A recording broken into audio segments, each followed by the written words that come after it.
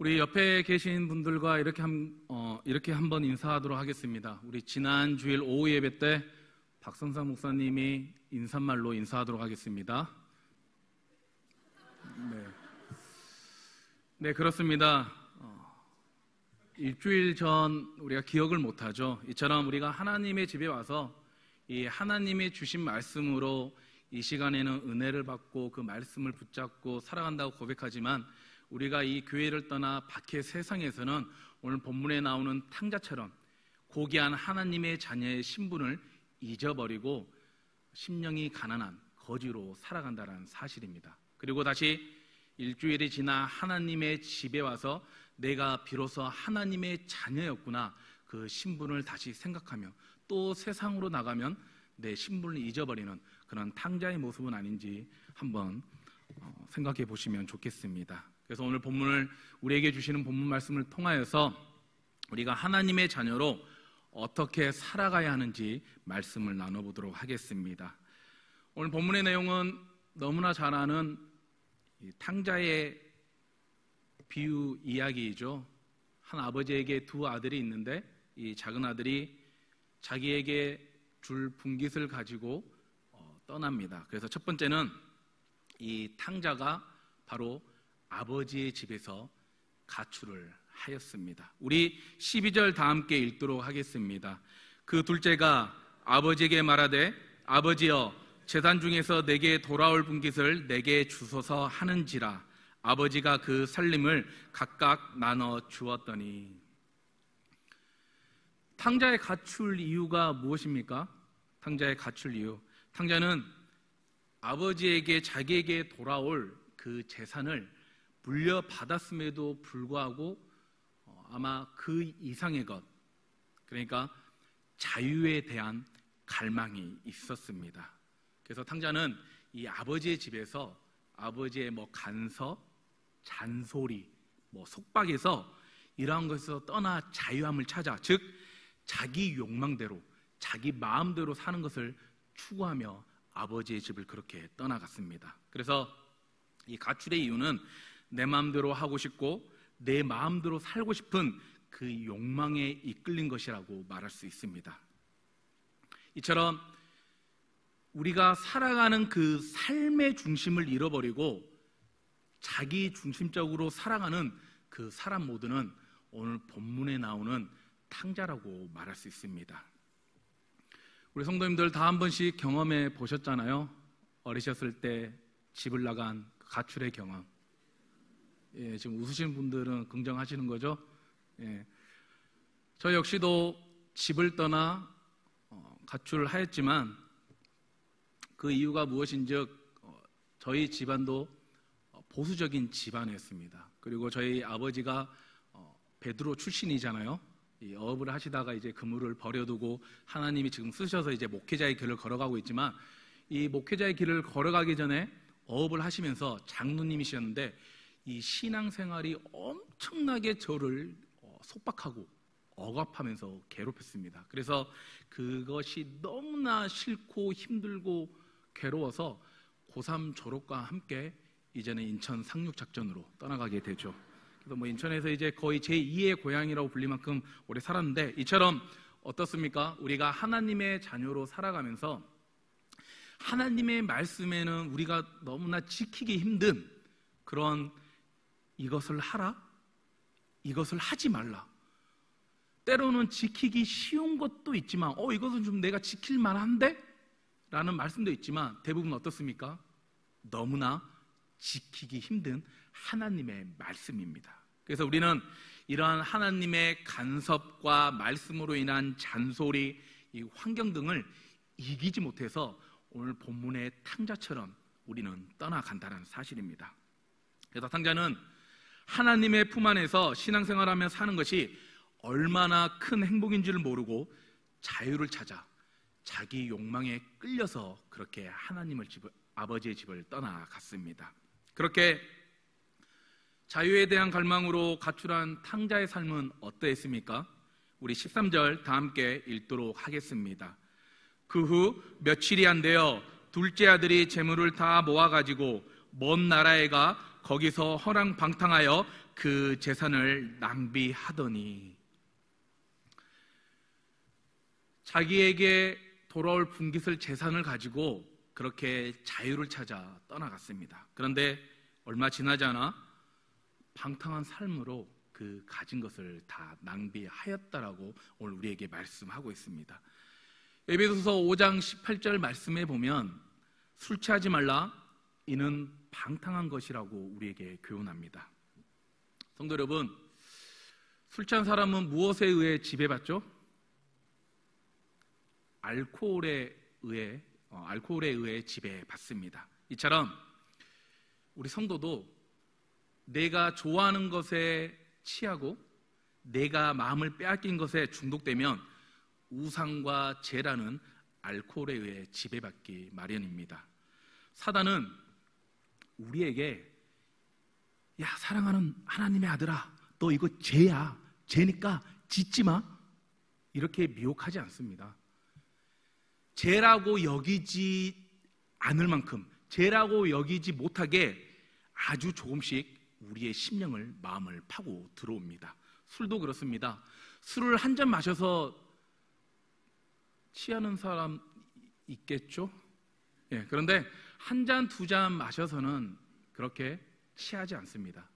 한 잔, 두 잔, 세 잔이 되고 그렇게 한 병, 두 병 마시다 보면 어느샌가 내 몸은 내가 컨트롤할 수 없는 알코올에 의해 지배를 받는다는 사실입니다.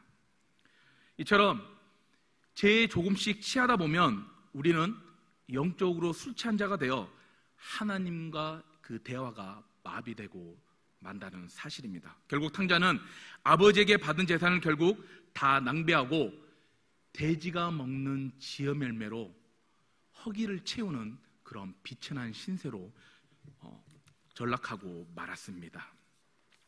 방탕한 삶으로 가진 것을 다 이 낭비한 탕자의 모습에서 우리가 분명하게 깨달아야 할 사실은 무엇이냐면 우리에게 있는 것, 우리에게 주어진 것은 분명히 유한하다라는 사실입니다.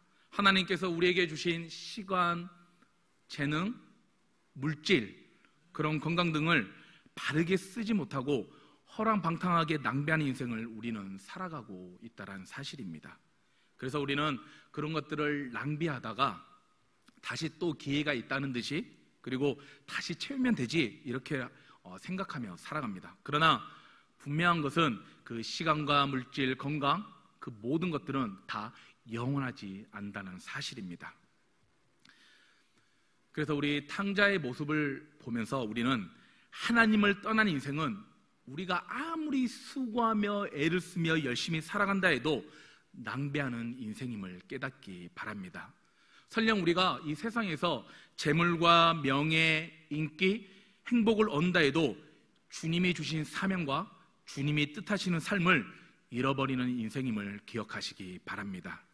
이렇게 탕자는 자유를 찾아서 자기 욕망대로 아버지의 집을 떠났고 그 떠난 인생은 방탕과 낭비로 궁핍함의 삶을 살아가고 있었습니다.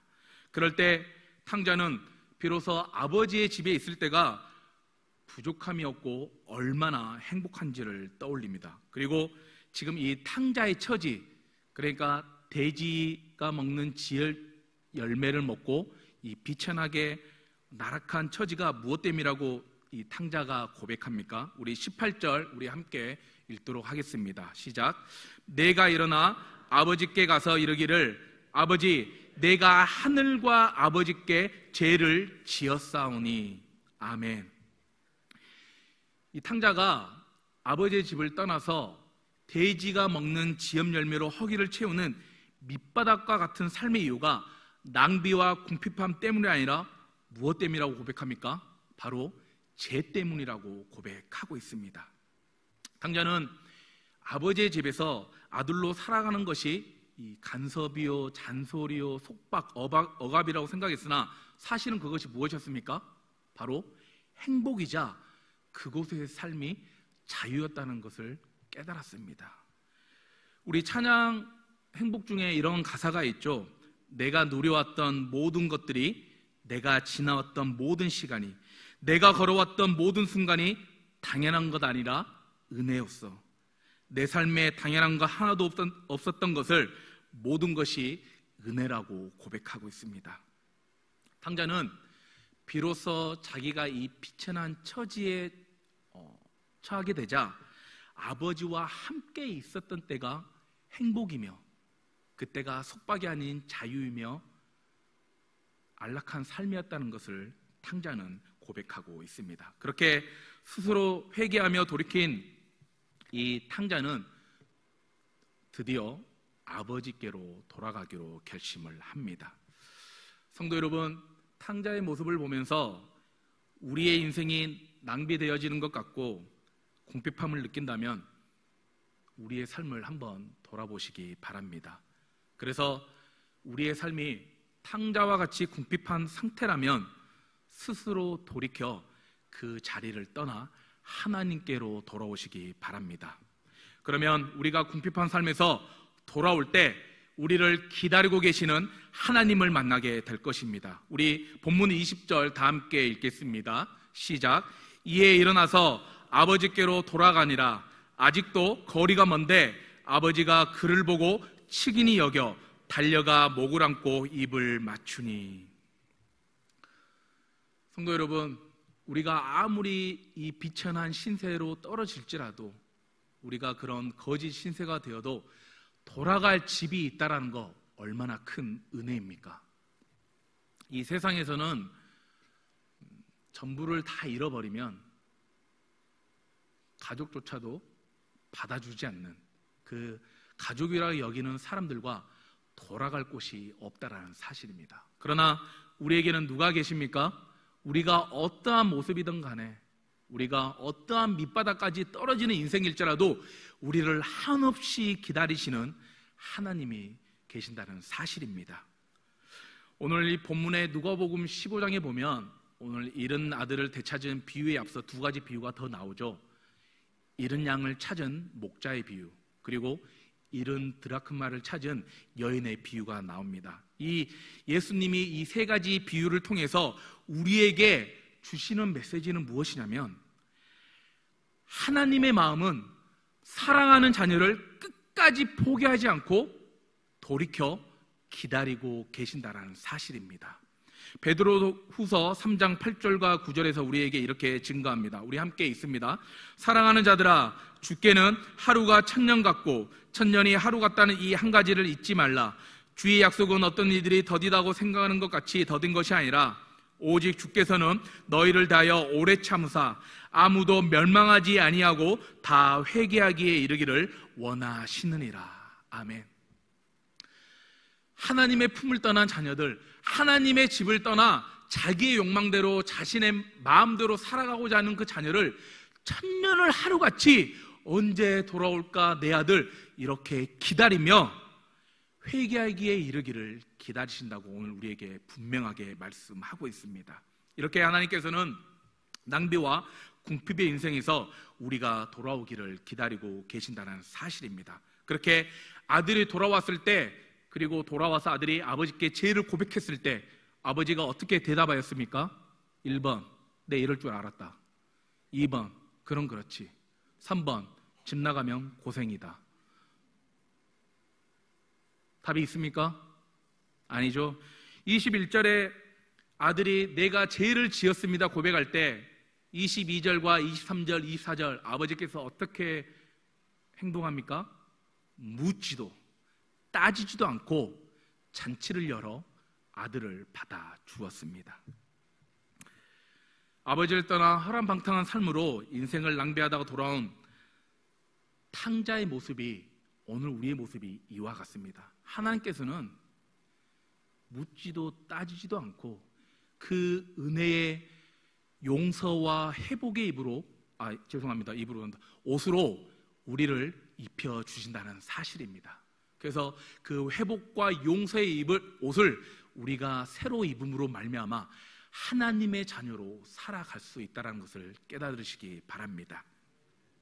그래서 하나님께서는 내가 있어야 할 자리로 돌아올 것을 지금도 여전히 기다리고 계십니다. 우리가 돌아가야 할 자리 어디입니까? 저와 성도님들은 돌아가야 할 자리가 어디인지 알고 있습니다. 물론 우리가 불신앙과 제약 속에서 살아가는 우리의 모습도 포함되지만 우리가 돌아가야 할 예배의 자리, 기도의 자리, 그리고 직분의 자리, 내가 마땅히 섬겨야 할 자리, 그 자리뿐만 아니라 내가 어떠한 사람과 형제와 성도와 화목해야 할 자리, 내가 용서해야 할 자리, 내가 사랑하고 품어야 할 자리로 하나님께서는 분명히 돌아오기를 손꼽아 기다리고 계십니다. 성도 여러분, 말씀을 마무리하겠습니다. 우리가 돌아가야 할 자리가 어디인지 우리는 분명히 잘 알고 있습니다. 오늘 본문의 제목처럼 우리 다 함께 이렇게 고백하도록 하겠습니다. 나 다시 돌아갈래. 어디의 품으로요? 통장의 품으로? 아니죠. 아버지의 품으로 돌아가야 할 줄 믿습니다. 왜 그렇습니까? 아버지의 집에는 그 아들을 받아줘 은혜를 베푸는, 잔치를 베푸는 사랑이 있고, 또한 무엇보다도 우리를 다시 살아갈 수 있게 하시는 그 실패와 좌절과 무너짐에서 다시 일으키시는 그 용서와 회복이 있기 때문입니다. 그래서 탕자의 길에서 방황하는 우리를 부르시는 주님의 음성에 우리가 회개하고 돌이켜 예수께로 돌아오는 저와 여러분 되기를 주님의 이름으로 축원합니다. 기도하겠습니다.